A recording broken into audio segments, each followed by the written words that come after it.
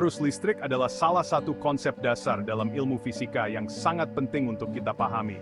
Coba bayangkan air yang lagi ngalir di dalam pipa. Air ini mengalir dari satu titik ke titik lainnya, mengikuti jalur yang sudah ditentukan.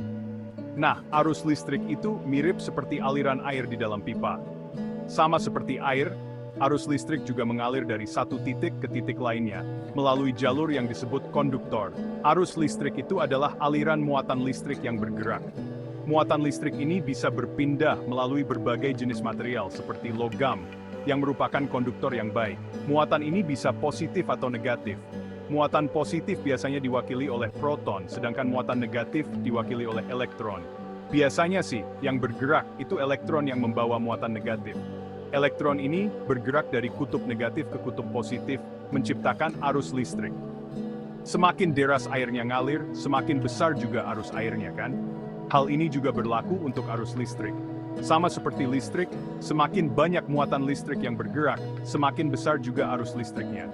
Ini berarti semakin banyak elektron yang bergerak, semakin besar arus yang dihasilkan. Nah, arus listrik ini diukur dalam satuan ampere, disingkat A. Satuan ini dinamai dari nama ilmuwan André Marie Ampère, yang banyak berjasa dalam pengembangan teori elektromagnetisme. Ampère adalah salah satu tokoh penting dalam sejarah ilmu pengetahuan, dan kontribusinya sangat berpengaruh dalam pemahaman kita tentang listrik. Jadi, setiap kali kita menggunakan perangkat listrik, kita sebenarnya sedang memanfaatkan arus listrik yang mengalir melalui sirkuit, mirip seperti air yang mengalir melalui pipa.